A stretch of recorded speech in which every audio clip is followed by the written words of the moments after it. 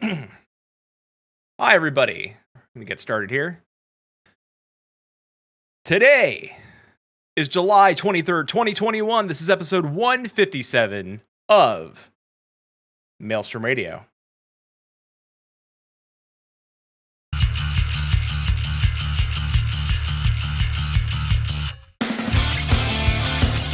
Maelstrom Radio.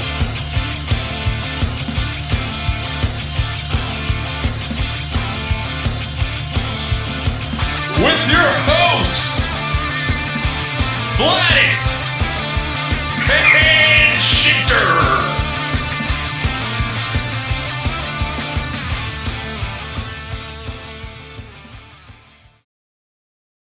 And welcome, everybody, to Maelstrom Radio. My name is Peter. With me, normally is Quentin, but he's not here today. But with me, Dungeon Master for +5 to hit and podcast directory curator for WorldOfWarcraftRadio.com, Ro, welcome to Maelstrom Radio.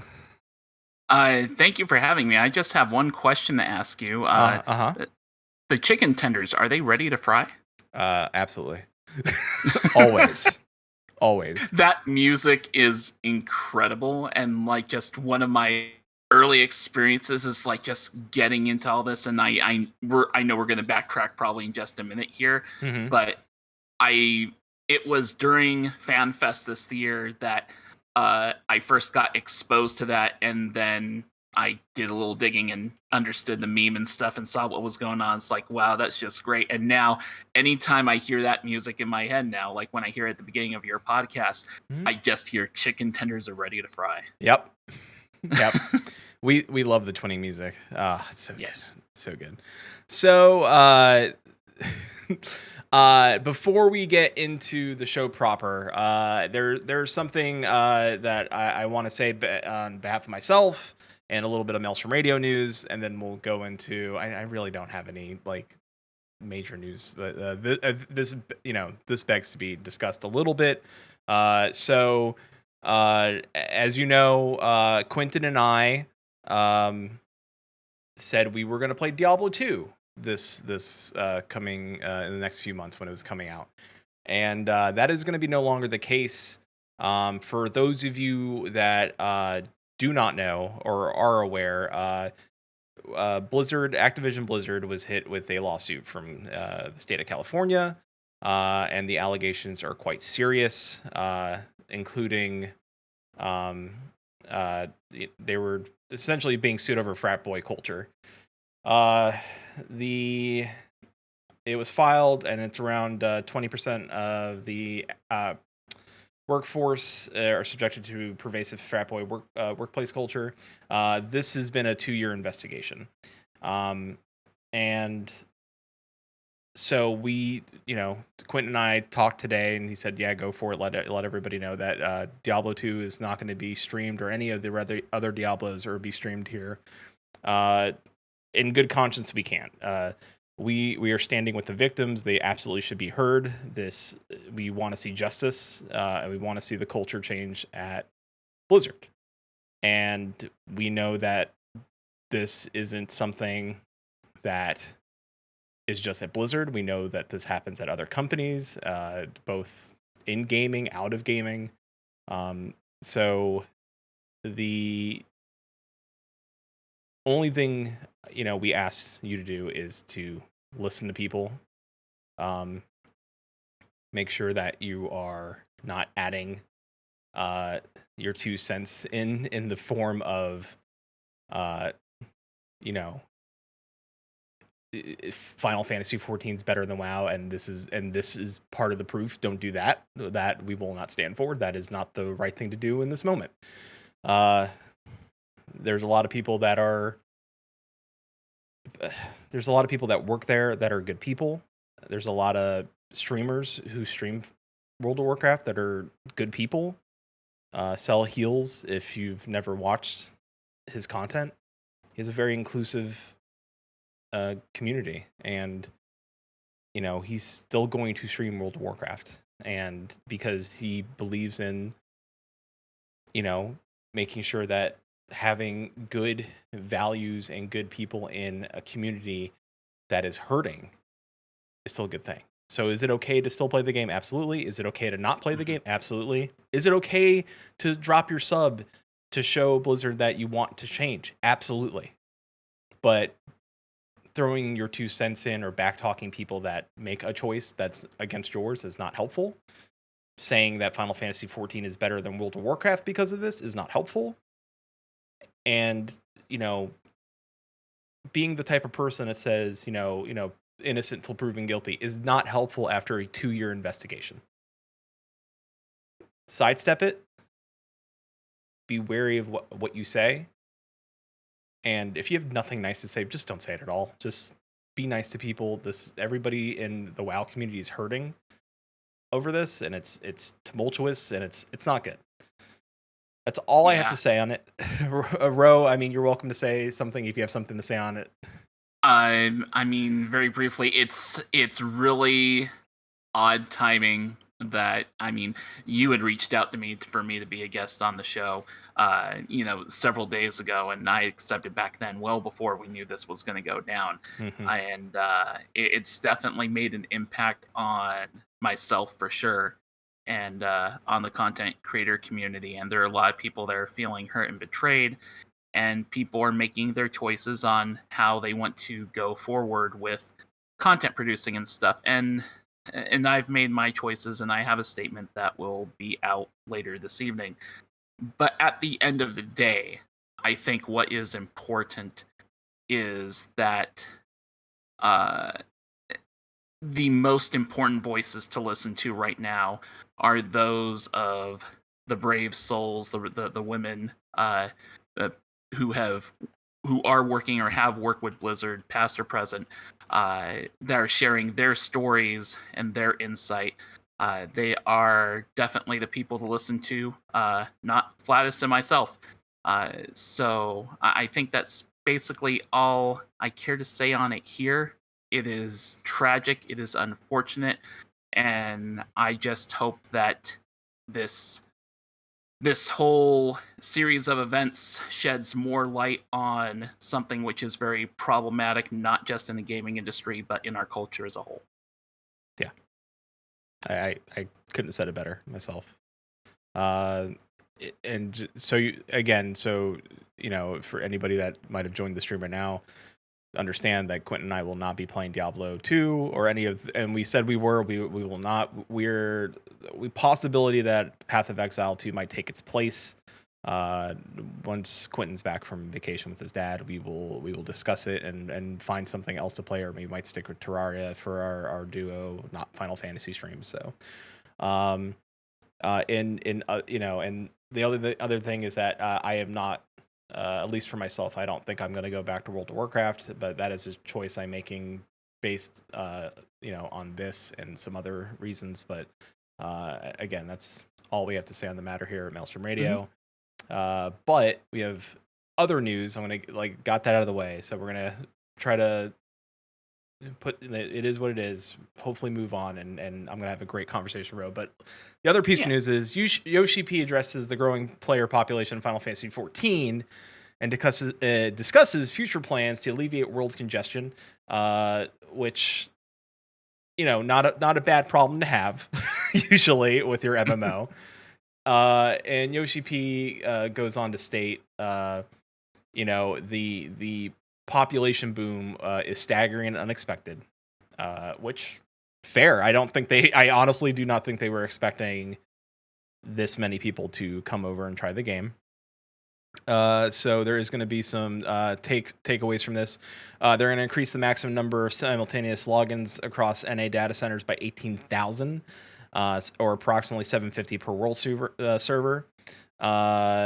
And then EU, I think, just had a new update for the EU servers, but they were implementing an upgrade so that they could do the same thing.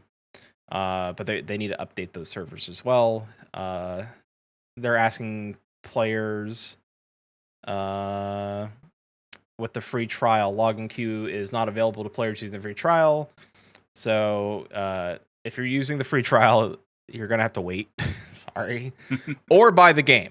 And it's not a tactic for them, but you might just have to wait, which is a bummer. So And then also they are putting in the early implementation of the auto logout feature, originally slated for expansion launch, but now they're launching it now. So after 30 minutes of inactivity, you will be logged out. And I can say, Yeah, really quick, go ahead. I have tested their automatic logout feature, and it works. I honestly, I had just finished a part of the MSQ, and I stepped away from things, and little did I know, as one can get easily distracted with things, time passed. It was more than the half an hour. Next thing I know, I'm seeing the cinematic screen for Shadowbringers. It's like, okay, automatic logout works. Got it. Yep. Also, I will say this. I know there are ways to circumvent that 30-minute lockout. Please don't do that. There are a lot of people trying to log in and play the game. Be nice. If you don't sit there, if you think you're going to be away longer than 30 minutes, just log out. I mean, if you do it on accident, I know it can happen. Some people don't realize what they're doing, and you come back to the game 40 minutes later, you're still logged in. You probably figured out the way to do it. Don't do it purposely. It is not good. So don't be that person. Just let other people log in. I feel that one thing that I thought was really commendable on Yoshi P's part, though, is that in that statement, he had mentioned something effective that, like, he realizes there's some people that just like to be logged in the game, and people watching people at the fountain in Limsa or wherever they may be, and just having that kind of in the background for them. And he said he doesn't want you to necessarily stop that if that's your thing. Yeah. This automatic logout thing just logs you out if you're not interacting with the game. So yeah, if you are just hanging out in the city, as long as you're doing, some form of interaction, if you're talking with people, dancing, playing whatever bard music you may be playing, you're fine. Yeah. This is more for the people that leave their character on AFK and walk away, and then like go watch, like, they go to slam all the episodes of Loki, and then and then come back and be like, oh, my character's still on. That it's for those people mostly. Yes. So again, not bad, just no. And it's currently now in effect. That's right, the patch had just come out. And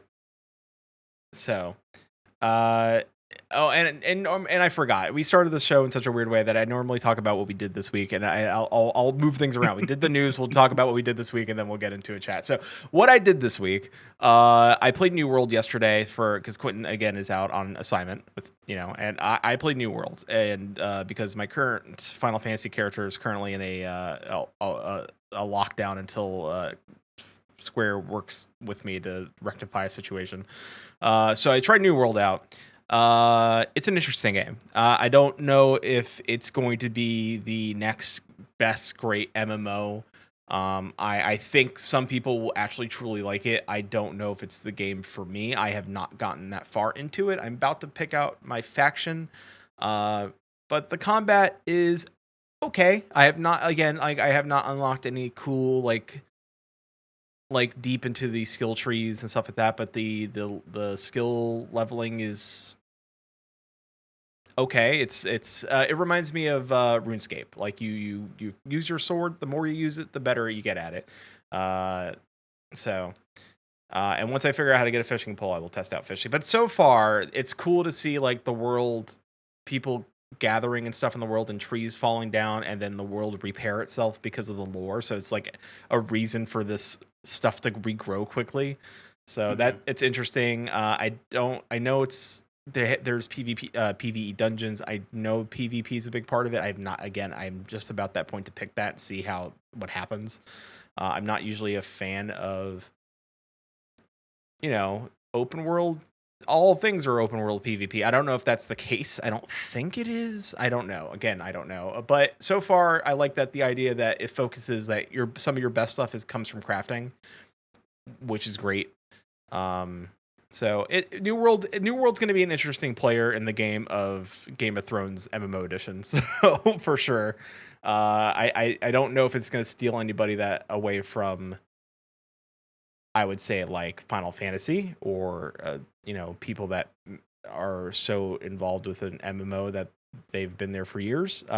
But somebody who's like, oh, I like the idea of Guild Wars because it's action oriented, but I don't like that world, may like New World because it's the same kind of thing. It's the same kind of combat system, and it's conquistador, so it's a little more real world based, but fantasy still. So it's interesting for sure. It's so far the best Amazon game I played. So I don't know if that's saying a lot or less, not a lot. But I also went to I also went to a craft fair with Susan last week, and this is some IRL stuff. And we always talk about our pets here on the show. So I was left alone with our dog Poe, and Susan went to go find parking, and then I was walking around the craft fair because it was a very small craft fair, so it didn't take me long to like walk it. And our dog stealth pooped in front of a craft fair place, and like. Oh. Yeah, and I was like, oh no. Luckily, it's an outdoor event, so it was easy. And then one of the craft fair people had a bag, so I can clean it up because Susan had the poo bags. But it was just funny because he did it so stealthily and like made no cry to me or anything like that. He just kind of like let it happen and then walked near me like, hey, what's up? Like, how's it going? And then the lady is like, I think your dog pooped. I was like, man. Yeah, he did. All right. So, and Ro, what did you do this week? Hopefully your dog, if you have a dog, didn't stealth poop at a craft fair. No, my pets did not stealth poo. I don't have any pets right now, unfortunately. Just the place I live doesn't allow them. But most of my life, the past several weeks, I work as assistant manager at a convenience store. And I live in an area which is kind of a tourist hotspot during the summer. So it has been pretty freaking crazy, especially with how understaffed businesses like mine are throughout the area. So I've been working extra hours, like 55, 60 hours a week. It's been kind of nuts. So my free time has been super, super limited. But when that free time is available, yes, I'm definitely playing the heck out of the main story questline of Final Fantasy XIV. I started playing 14. I'd actually played it for some time, gosh, like maybe 2 or 3 years ago. And I think I played it up to the end of Realm Reborn main storyline and got into that big wall of quests before Heaven's Ward, and it destroyed me. It destroyed my will to live, and I'm just like, yeah, maybe another time. But back in April, I started from the beginning again with a new character, and they've made some refinements to that area, so I was able to get through that pretty well. Right now, I'm up to post main story Stormblood, so your 4.2, 4.3. I just finished the burn instance earlier today, and one thing I've noticed about these storylines is like the storyline for each expansion, it has been pretty solid, pretty great, but I'm always look forward to the storylines that happen after the 0.01, right? Because one thing I've kind of caught on to is they do really crazy stuff post the expansion, the launch line. It's like, and like if anyone's in chat and you realize I've only done up to about 4.3, I think, in the storyline, so I'm not really looking at chat for spoilers, so don't worry too much. But I will say that I played all through Stormblood, the main part, wondering, man, there's no Ascian involvement in here at all. That's really surprising. When am I going to deal with Ascians? And I have seen the cinematics for all the expansions, so I don't know all the context for them. So I saw the cinematic for Endwalker, and that was the first time that I had saw Xenos before I actually saw him in Stormblood. It's like, oh, hey, so that's the guy who's going to be an Endwalker. Okay. When he died, I'm like, okay, so he's going to be back, and I kind of put two and two together. It's like, okay, so he's probably an Ascian or going to be taken over by an Ascian. And the parts I just got through recently, it's like, okay, yep, an Ascian has possessed Xenos. And so first Nassian possesses Xenos. Oh, by the way, I'm talking spoilers for Stormblood. So I apologize to anyone who's earlier. But at that point, I'm like, okay, I get it. It makes sense. But then I find out that there's this other character who's now talking and acting like Xenos, who isn't Xenos, and it's like, my mind is melting. And a friend of mine who's been kind of sharing the experience with me as I'm reacting in Discord is like, dude, you ain't seen nothing yet. Yeah. So it's been such a fun ride, and it's like I was talking to you before we hit record here, is that it's just been such a pleasure being able to go through this storyline, and so much story and so much character development for so many characters, and be able to do it at my pace. And you get to these story moments where things from chapters and chapters ago in the main story quest line kind of come back, and it's like, hey, you know, this little insignificant stuff that happened, it actually has significance right now. And it's just moments like that are really great. And I'm one of those people who are part of that honeymoon with Final Fantasy 14, as it's been kind of implied by my background and stuff. Yes, I've been primarily a WoW player for over 10 years, although I played Final Fantasy 11 before that. But it has been such an awesome adventure. And if I'm not working, if I'm not sleeping or eating, I'm probably playing Final Fantasy 14. That's like most of us, honestly. Yep. And real quick, I want to shout out Moog around, who rated us with 6 people. Appreciate that. So, well, since we're talking about Final Fantasy anyway,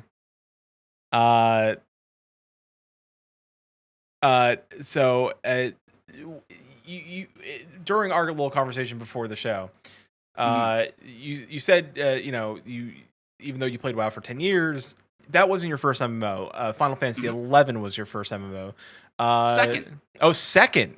So my very first was Ultima Online, the granddaddy of MMOs. Oh yeah, that's right. Oh boy, and that was the heyday when like killing people and taking loot off their body was man, okay thing. PKs and PKKs and being able to kill people and take their loot. I was not a player killer, nor was I a player killer.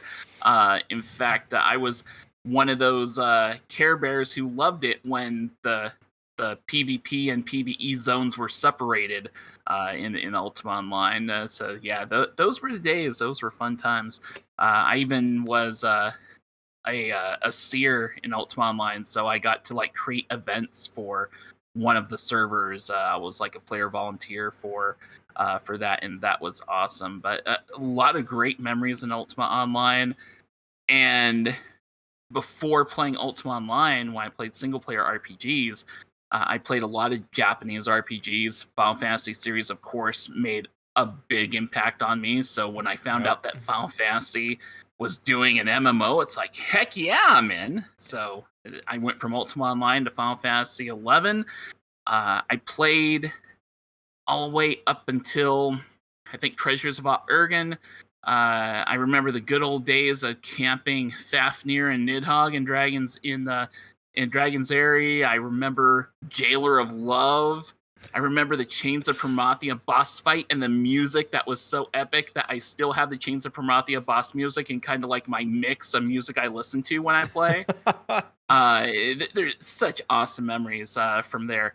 But I think the thing that kind of pulled me away from 11 to WoW, it's really weird because it's almost like the shoe is on the foot, but the way that Final Fantasy 11 did some of its endgame stuff, where it's like you're not doing anything but just camping a space for literally hours to get this endgame gear and stuff.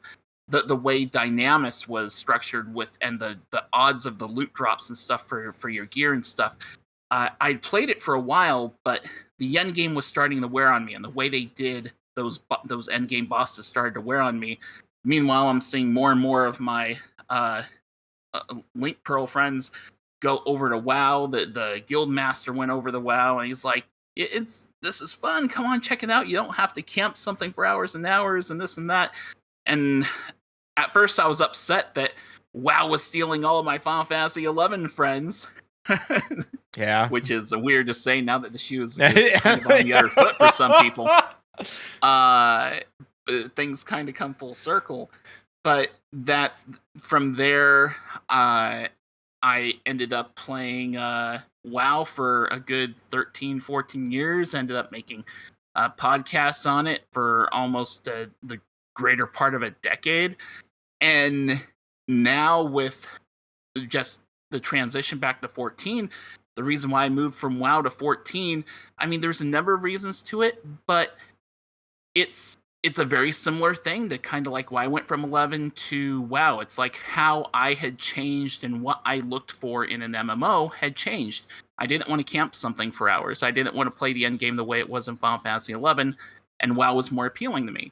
Now, the way that World of Warcraft systems and endgame was set up and what I was looking for in an MMO experience, I had changed as a player and a person, and now I was more interested in things like storyline, in character customization, player housing, which I have begged and begged for there to be in World of Warcraft for years. Yep. And you keep on seeing more and more people talk about the critically acclaimed Final Fantasy with a free trial. I don't know the meme yet, word for word, but you know what I'm talking about. Yeah.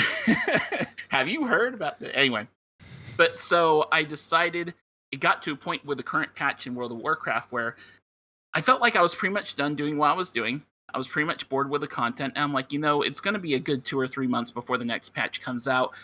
Why don't I just, take a breath, unsub from WoW for just a little while, and try 14 out, get myself through that wall that gets me to Heaven's Word, see what Heaven's Word content was like, and see if 14 really is something that I'd be interested in.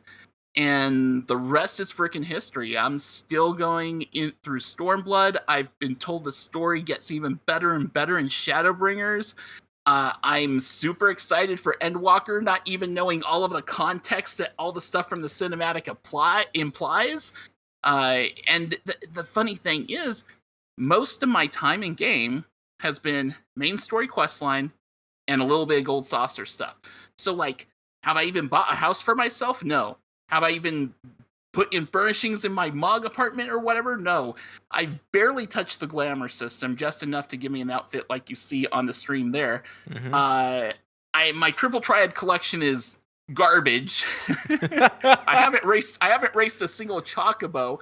I could go on and on about all the systems and stuff that I haven't touched yet that I'm so excited to eventually experience. I'm just having too much fun with the MSQ. It is a game that is truly built around giving you a lot of content and so much of it that you can choose to do all of it, or you can choose to do the parts that you like, but there's so much difference between all the flavors of content that there is something truly for anyone that wants to play Final Fantasy 14. Yeah, and it's right now that's my jam. That's what I'm looking forward to. And I'd even mentioned to you again, like one of the things that I'm dreading is, oddly enough, is when I finish Shadowbringers MSQ, and if I finish it, a month or two, whatever, before Endwalker comes out, it's like, oh no, a vacuum of no main story quest line. But here's the thing. I've hardly done a single side quest. I've been told some of the side quests have really great story moments and are really cool or funny and such. So it's not like the journey even necessarily ends. It just means how I'm going to play the game is going to be a little bit different. Yeah. So yeah, it's been a great ride so far. And Relic Weapons, as Susan just said in chat. It's like, I know I don't have a cool looking weapon like most of the other players I see in game have these glowing weapons and such. And every time I'm in the MSQ and I see Alice with her cool glowing sword, it's like, man, I want one of those, and I can have one of those. Absolutely. If I put in the grind for it. But that's a tale for another time. The best part is, even if you wanted to go back and do one of the old Relic Weapon grinds, they've nerfed them a lot, but it's still like a little bit of time. So if it's one of those things where like, oh, I would love to get this old one, it's not impossible to go get. It's not like it's still like this crazy grind. And it's still there for you. And even if it's going to be for glamour, it's still there for you to go get. Right. I do have to ask a question, though, because I know Chili will Chili's probably thought about it already 4 times. Do you remember the Final Fantasy 11 server you played on?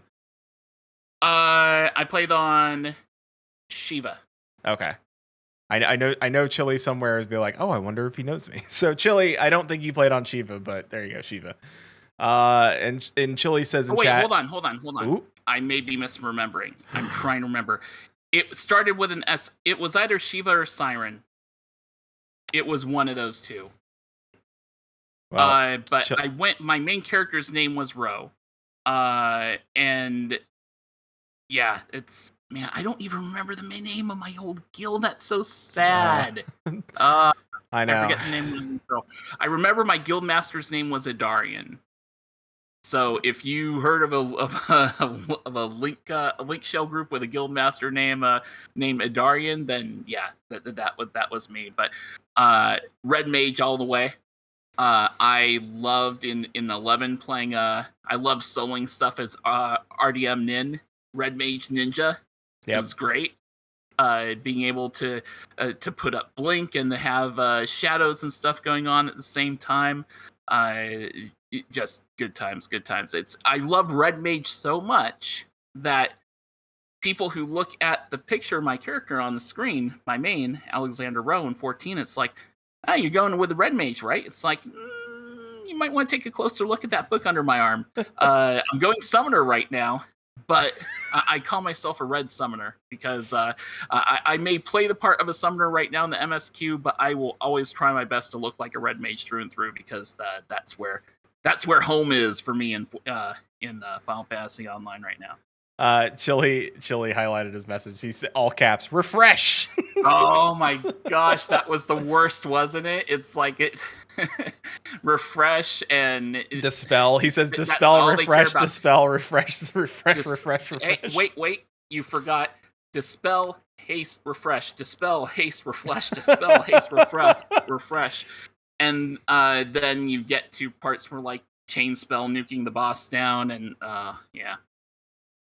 Oh boy. And Chili also said Final Fantasy 11 you had player homes with it and you can customize, which is true. Like WoW it really is behind on certain aspects. Rift had housing. Rift ESO. I mean, so many MMOs have EQ2. Like it's a weird feature not to have in an MMO, to be honest. Yeah, like, and I've seen just a small taste of some of the stuff people are doing in their homes. It's like the guild I'm in AIE in 14. It's actually just I'm in the AIE guild, or was in the AIE guild in WoW because I'm not playing WoW right now. But the AIE guild also exists in Final Fantasy 14. Playing on the Goblin server right now, and just being inside the shared guild home and stuff. There's some crazy stuff going on there. I've watched a few videos that show like what people do with their homes and such. I'm like, wow, there's such variety, and that's another thing too. My first time playing 14, I kind of got into the crafting and gathering part of it. I haven't even touched crafting and gathering right now. During this playthrough, and it's like I know that's heavily involved as far as like making house furnishings and stuff. I'm like, oh my gosh, there is so much game, and I don't feel overwhelmed by it. I just feel happy that there's all these different systems, and that I've yet to try, and can't wait to try out. And I'm going to be interested to see if I try to build my home entirely by my own hand, or if I end up caving in and just try to build up a small fortune to buy furnishings from other people. I will say part of the cool thing is that you do, like when you get a house, it's a nice empty slate.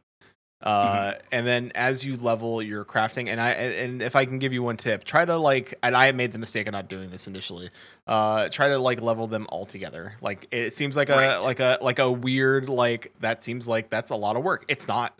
It'll help you with the other crafts and stuff like that. Right, because some crafting classes create materials that help the other crafting classes, so it's kind of good to bring them up all uniformly at the same time, right? Absolutely, it really is. And they have their own storylines. It's a whole thing. It's such a it's such a refreshing feeling to play like, oh, crafting and fishing and all this stuff is unique and fun. And they have their own like relic sort of weapons, and not their own quest chains for them, but they have their they have their own end game a little bit, and like it's fun. It's comparing it to World of Warcraft, where it's just like, do I have all the mats? I do. Click the button. There it is. There we go. Got the thing. The thing's done. Like, I feel like if you just wanted to be a crafter in the game, like even if you played through the story, and you're like, all right, I did the story. I did what I needed to do to get here. I'm just now going to craft, and this is what I like about the game. That is a viable option to play this game, and I love that. Yeah. Another thing I'm looking forward to when I finally do level up another job. It's like I'm taking Summoner all the way through main story questline, right? But I'm pretty sure that my next one to level up will be Red Mage. Nice. And I'm looking forward to I guess, what is it? There's Palace of the Dead, and there's another one that's similar to that. Heaven on High. Heaven on High. Yeah. I haven't. I did a little bit of Palace of the Dead just to see what the experience is like. I haven't done any Heaven on High yet, but obviously because I don't have it unlocked. But I'm really looking forward to that stuff, because in Final Fantasy XI, there was, for people who played 11, there was this thing called Nizzle Isle, which was, I think that was Treasures of Urgen, but it was basically around the time that I was done with Final Fantasy XI was around that time. But Nizzle Isle was this kind of like random dungeon content where after every few levels you'd fight a boss and such. And remember the Alexander fight in there, and it's just Nizzle Isle was my kind of jam. I love that content. I love the challenge there. And the funny thing is, my first character in WoW was named, because I couldn't name my character Ro because the name Ro was taken at the time. I named my character Ro Nizzle, and then of course there was the whole four shizzle Ro Nizzle came up from that. But I eventually got Ro in as a name in World of Warcraft. But yeah, that content was my kind of thing, and WoW tried to do something like that recently in Shadowlands with Torghast, and Torghast was a big reason why I was interested in continuing the play in Shadowlands. And I really have mixed opinions on that, and I'm not going to get too critical or too bashing on WoW right now, but suffice to say, it didn't meet my expectations. Same. So going back to 14 now and doing this journey, once I get to a point where I'm ready to level another job, I want to see what Palace of the Dead and Heaven on High do as far as that kind of experience, and see how much I enjoy that. What will I play to Palace of the Dead just to kind of get a taste for it? It seemed pretty cool. Trying to do it solo is a real challenge, which I thought was kind of cool, but it's I'll try it solo, I'll try it with a group, and yeah, that's I think I'll really enjoy that.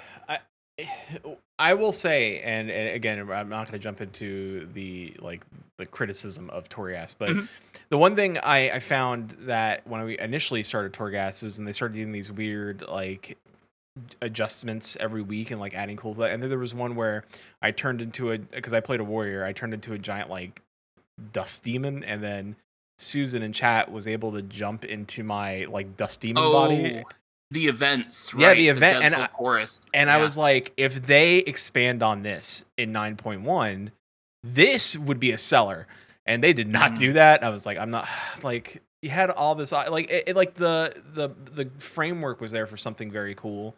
And yeah, it's unfortunate. There's still potential to salvage that. Yeah, there's still potential to salvage that system and to make it something bigger and better. And I think at the end of the day, when it comes to a lot of World of Warcraft systems, and when it comes to power progression and stuff like that, even though I may for me, I may be critical of Torghast and I may be critical of some of those systems, the fact is, what doesn't work for me does work for another section of the player base, right? So when I talk about WoW, and when I talk about why I've switched from WoW to 14, it doesn't come from a place of WoW sucks. It more comes from a place of right now, World of Warcraft isn't the kind of MMO that I want to play. It is the kind of MMO for other people right now, and that's totally fine and that's totally okay. It's just right now not the MMO for me, and that's cool. And right now, 14's doing great. There may come a time where at some point, who knows, given recent events, but there might come a time when I journey back to World of Warcraft and see how things are going. I don't know when that time will be or if it will ever happen, but if it does, I might try it and we'll see what happens. But I'm definitely not into video game MMO tribalism. I don't think that you need to be Team 14 or Team WoW. And I also think that it is totally possible for people to enjoy both at the same time if you even want to. Yep. So that's just kind of my stance on that. Video games are all about, entertainment, getting your joy out of it and having fun. If your joy is column A over column B, fine. If it's the other one, fine. If you want to play both, that's cool too. So on the last episode that was not on one of your on your podcast, I was listening to it, and you mentioned like, well, I might do a Final Fantasy 14 podcast. Now, it was a big maybe. I don't think you were solidifying anything for people. I know that you are the type of person to me that is, if I have Mike, I will talk. Right. And I think that you're also the type of person that's like, when I deeply enjoy something, I want to talk about it more. So do you think that, and I guess you're not announcing anything, I'm not trying to make him announce anything, that do you think that a Final Fantasy 14 podcast is in your future? I think I would say that if the game continues to bring me as much joy as it is right now, I think it absolutely will become a reality that I do a podcast about Final Fantasy. One thing I am, however, like kind of forcing upon myself is I don't want to start that podcast until I've gotten at least through Shadowbringer's main quest line. Because among other things, I kind of want to start the podcast from a place where a good majority of players are already at. I mean, there might be something to be said about doing the podcast from the beginning and talking about my journey through the main story quest line, but I don't think that's what I want to do. I want to start it at a place where I'm basically on the same page as a good majority of the player base. So finishing Shadowbringers is definitely one barrier before me starting a podcast. And again, it's one of those things where, like, yeah, I love talking about the stuff that I'm enjoying. I also want to make sure that if I do a Final Fantasy 14 podcast, that it's something that I also have time for, and something that if I were to make one, I'd like to make one that I feel, alongside the fact that it'd be a little bit different from other shows because it'd be me talking about it, I want it to have something about it that does something differently from other shows. Not for the sake of trying to be better than other shows, but for possibly providing a different flavor or a different angle on the game than other shows are, simply because then that gives potential listeners a wider variety of stuff to listen to, right? So if I were to create a Final Fantasy 14 podcast, it'd be very much a hobbyist thing. I wouldn't look to turn it into like some sort of money-making thing. I don't think I'd do a Patreon thing or anything about it. It would just be a hobbyist kind of thing, something I do for fun, something I enjoy. But at the end of the day, I think the priority is my fun and enjoyment in the game first. And if I want to share it on a regular weekly podcast, we'll cross that bridge when we get to it. So I would say you probably won't be hearing anything about that being announced from me until October if I decide to start something up. I'd probably want to start it up a week or two advance of Endwalker. So I've kind of thought about timing and stuff, and Yeah. that's around the time I'd want to start it if I do start it, but I'm not committed to it yet. Right now, what's foremost on my mind is just enjoying the ride. I don't blame you. I don't blame you. Before we even started this show, I think, Quentin and I were just enjoying the game. And Quentin, if he was here, he would tell you he's not a person to be on a mic. He's great on mic. Like I enjoy having him talk because he takes his thought process, because he's not a game dev, but he's a dev. So his thought process on like how things get developed in this game and why things like work a certain way is great. And how he sees things is different from how I see things. I'm just a person that's played a lot of MMOs. So, and so our opinions sometimes differ, and then sometimes they converge. So when I first asked him, he was like, he was reluctant. I'm like, yeah, but he's like, it'll be fun. And 5 years later, he's like, you said it'd be fun. And so we were at the point of the same thing. Like, I think we just had finished. Man, I want to say we were in middle of Heavensward or starting Heavensward, where we started our show.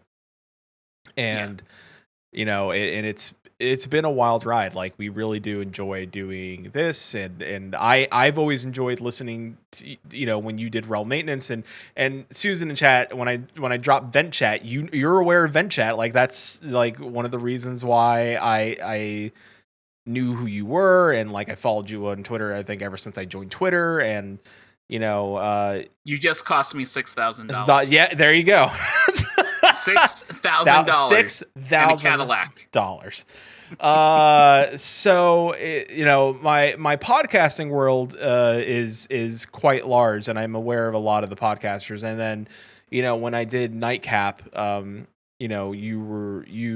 and the WoW Radio people were very gracious to us, and like got us on the directory, and were very nice. And so to me, I know it seems like it's an honor getting just to chat with you, even like about Final Fantasy. And it's so bizarre hearing you say that, because it's first of all, I'm super flattered, and your words are too kind, but it's so kind of refreshing being the guest on someone else's show and being the one who's like just discovering all this stuff and just having a fun time exploring all this stuff. And it's refreshing being the one who doesn't have to worry about keeping the conversation going. Susan would like to know, do you still listen to Vent Chat? Once in a blue moon. The thing about one of the things about one of the main shows I did, Realm Maintenance, is it was a podcast about all the WoW and then later all the Blizzard podcasts out there, right? So one of the things that would entail, one of the reasons why it was made, is because I listened to a lot of WoW podcasts and a lot of podcasts covering other Blizzard games too. In recent times, it's become a bit more challenging because my time's been a bit more limited, and the workplace isn't necessarily the most conducive to be listening to podcasts while at work. Every once in a while, I get away with it when we're really slow.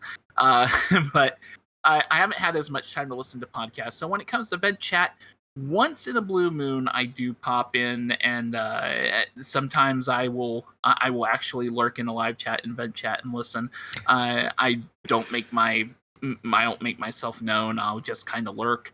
I'd say in the last 6 months, I've maybe listened about, honestly, maybe 3 or 4 episodes. Fair. So every once in a while, not regularly.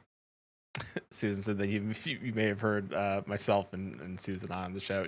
You might have. I don't think I have, but I mean, I recognize your name from the show. So yeah, it's rather I get praised or yelled at. One of the two is gonna happen. One of the two things is gonna happen. Susan always praised me, praised or yelled at. So if there's one thing that and I think this is something, is if there's one thing you could take from World of Warcraft that you think Final Fantasy is missing, what do you think that is? What do you think that what WoW does that Final Fantasy doesn't have?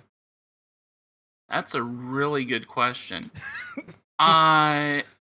I will say when it comes to pet battles, I'm more a fan of how WoW does pet battles versus Lord of Verminion. Oh, I did try yeah. Lord of Verminion a little bit in Gold Saucer, and it's okay, but the kind of like RTS kind of feel to it, I didn't really jive with me too much, at least the first couple times I played it. So I think I'm more a fan of WoW's pet battle system over Lord of Verminion. What other stuff? Oh, yeah. Well, Susan just said it. Yeah, Yeah. transmog, absolutely. The glamour system in Final Fantasy 14. I'm glad it's there. I'm glad that people can look the way they want to look, but goodness gracious, that thing needs an overhaul. I absolutely agree. It would really be transmog does. yeah, glamour through and through needs a super big overhaul. That over pet battles any day of the week. Yeah, the thing for me that could replace Verminion is in Final Fantasy VII, the new remake version of it, and the DLC for Yuffie.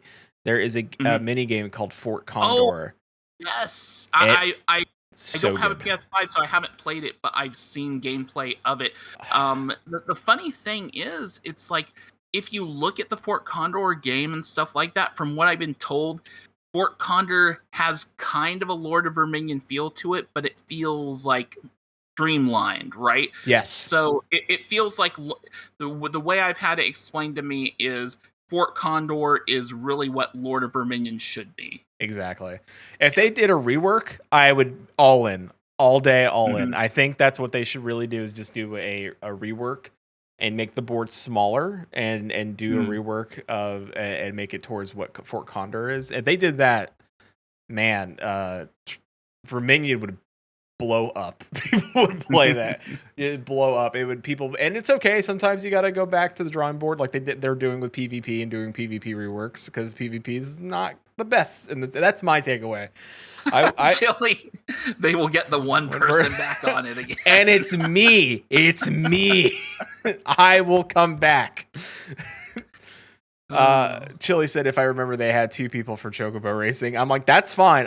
Listen, if they figured out how to make that, actually Chocobo racing is not that bad. That can be pretty fun when you get a bunch of friends together just having fun. That's a great little mini game. Verminion's a slog sometimes. I haven't played it yet, but without really spoiling too much, have you played that whole heist quest line that's in there right now? Because Gold Saucer has its Make It Rain campaign going on. Not yet, because I'm waiting on my character. So my account had an issue with a hacker that robbed myself and the FC, and I had 2FA, I had everything, and they remoted into my computer, took out my internet, and changed stuff in the FC. And so I worked with my ISP and changed my 2FA. Like I had to do a lot of stuff, and now I'm finally at the point where I'm working with SE to like roll back my character for a minimal chance of getting the gil. Like, and that's all. Like, and I feel, and it's mostly because I run the FC, so I'm like, this everybody's money was put into this FC to help us try to move to Ishgard, right, for the new housing zone. And a lot of people are like, I'm willing to but the problem is if I play something and I roll back, I lose at whatever progress. So they asked me like, hey, just you can log in the game and relax with people, but don't progress, because if they go through with it, then you're gonna lose that progress. And I was like, ooh, right. So it's been that I got contacted on Tuesday, filled out everything, and then and I really didn't want to talk about it this week because it's not like it's not like big news, but the process is a long process because they are now doing the investigation part, and I do not know how long that takes, and that kind of bites because you're like you want to play, but I'm like anything. I will lose my relic progress. I will lose crafting progress I made in the last month, and it bites. So I'm like, if I better just, and as much as it hurts me to stay offline, it's probably best I stay offline. Why they get it? It'll be worth it if you can get that gil back. Yeah, for sure. So that's kind of where I'm at with it. But yeah, I'm kind of, but I hope that as soon as I can get in, I'm doing that heist thing. Like I know my FC is like, oh, it's so much fun. I'm like, oh, okay, nobody say anything. Like just put it to spoiler chat. Like do not tell me. I wanna go in unspoiled. So yeah, I'm going to try that on Monday. Yeah, that's my next day off from work, so I'm planning to do that. I've hit the mini jackpot a couple of times with the bonus in effect. So 16,000 gil's been nice because my FC also had the 10% extra gil thing going on. So yeah, It's the best. winning and getting 16,000 MGP is great. Only need 1.8 million more to get a 2 million MGP mount. Oh, that's better than me. I'm at like 900,000, but I want to get the giant cactuar. I would love to get some of the other mounts. I don't know although if they get it done this weekend and I'm rolled back, I'm gonna haul butt and get like as much MGP as I possibly humanly can. Don't forget to do the fashion report. I know that's always a big get. And then Susan likes to lord it over me that she is constantly ahead of me in the triple triad card collecting game. That she just got the million MGP triple triad card. You know what? I'll tell you right now. One of the things when I get done with MSQ, one of the things that's gonna fight against my desire to level up Red Mage is gonna be triple triad because I'm hungry to collect triple triad cards. I've played a little bit of triple triad. I was addicted to triple triad when it was in Final Fantasy outside of online, and now it's like, oh man, my collection is so trash. I need better cards. Yeah, it'll happen. The cool thing is that I don't want to say it's a cool thing. Some people dislike that, but some of the players you'll have to do are locked behind certain pieces of content. So it's like, oh, I want this card, and then you have to find. Then you're like, oh, then I got to go do this piece of content. So it like unlocks this whole like I got to go do this content to go unlock this. Is there an Alexander card off of Alexander? Oh, there is a website. I don't know because you're still going through MSQ, but there is a triple triad website that will pull your API data from the website and look at all your cards and be like, oh, you already have these, and it'll tell you like go get these are easy, and then it'll like kind of like rotate them in order of difficulty, so you know like go do this, go do this, go do this, go do this. There might be, and if it's gonna come from someplace, it's gonna come from the raid. There are some cards locked behind long quest lines. That's true. Yeah. So I don't remember. Chile, yes, I remember. I played a lot of triple triad during my Final Fantasy 11 days. Probably too much triple triad. What was the other game that 11 had? It was like a mini game on the outside of the game. It wasn't triple triad. It was something. It was wasn't a different game. Chile. Chile will be like, yeah, it's this. Chili's like, I still play it. Knowing Chili, be like, I still play it. It's right here. It's celebrating. It's celebrating like an anniversary, like 20 years or something right now, isn't it? Yes, 20 years. I think they're bringing back the original producer of the game to do an interview with him about the creation of the game, which I think is crazy. Like to think that like they're still pushing, and I think it's kind of had like a small renaissance for multiple reasons. One, 11 is having the renaissance because of Final Fantasy 14. There's people interested in going back to play 11. Like people went with the classic WoW. You hear people talking about, oh, 11 did this, 11 did this. If they had a trial in Final Fantasy 14 where you fight the Shadow Lord, so good. Never know. It'd be so good. I'm in. That was such an awesome fight. Shadow Lord was an awesome fight. Promathia. Oh my gosh. Awesome fight.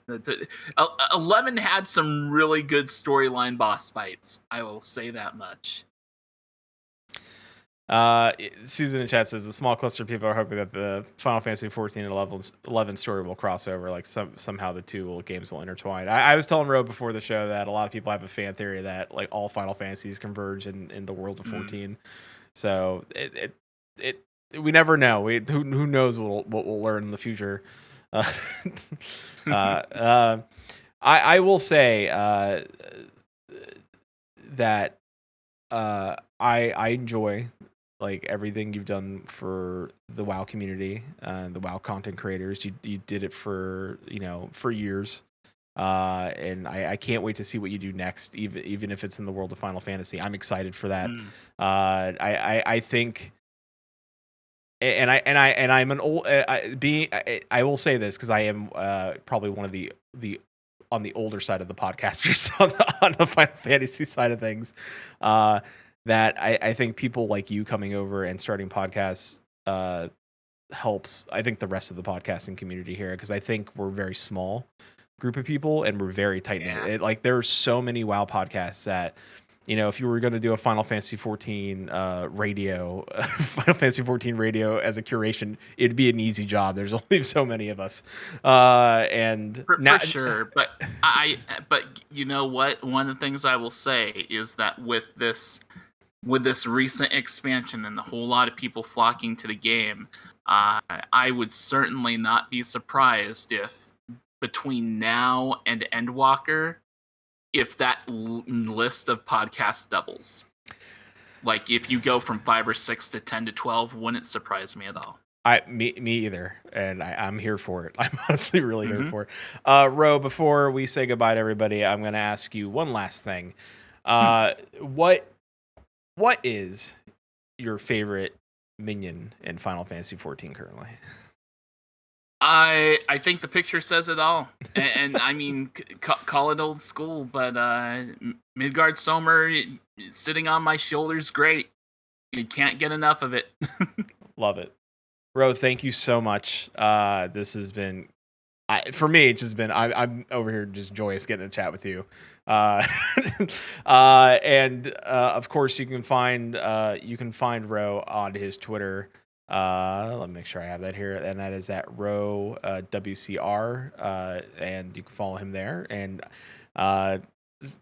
and maybe follow him on Twitter and see what happens in October. I think that's I think good enough to say. Ro, stay tuned. Ro, do you want to let people know where, other than Twitter, where they can find you and what you're currently doing and working on?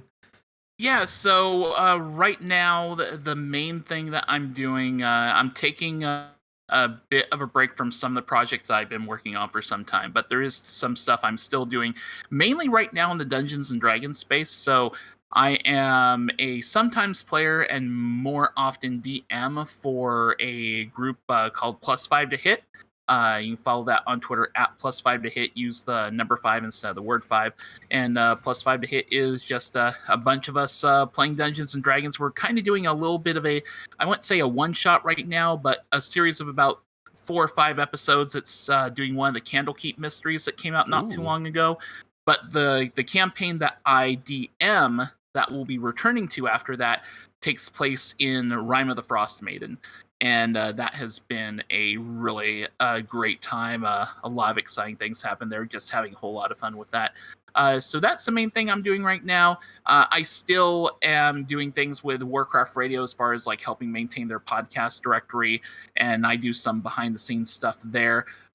Might have more stuff to share on future projects over the next several months. Again, one of the reasons why I'm taking a break from some of my projects, among other things, is just trying to find the time to do everything. So I made some difficult choices, but I have no regrets about them. After summer's over and I have a lot more time to get stuff done, I think you'll be hearing a lot more from me. But yeah, I think Twitter probably is the best place to just kind of keep connected. And if you like listening to the Dungeons and Dragons podcast, check out Plus 5 to Hit. Awesome.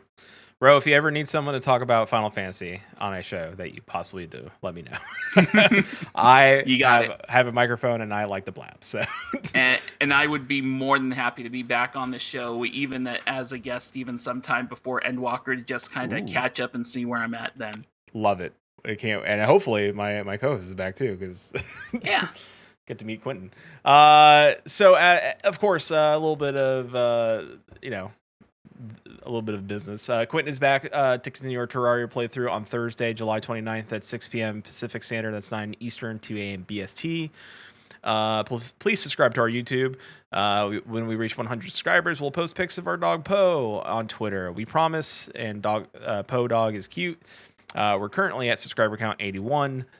So we're inching ever so much closer. So with that, Ro, thank you for being here. Everybody here in chat, thank you for showing up. As always, till sea swallows all. Keep listening.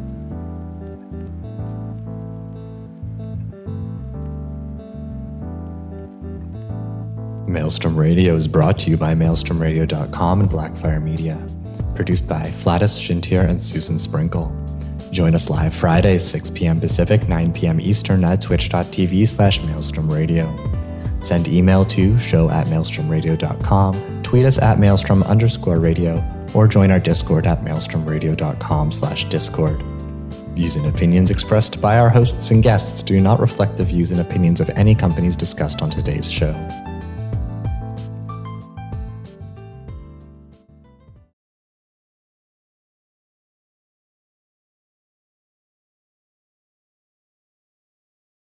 All right, stream. We're gonna head out of here, but we're gonna go ahead and raid another Final Fantasy XIV podcast, Limit Break Radio. So thank you everybody for hanging out, and we will catch you next time. Bye.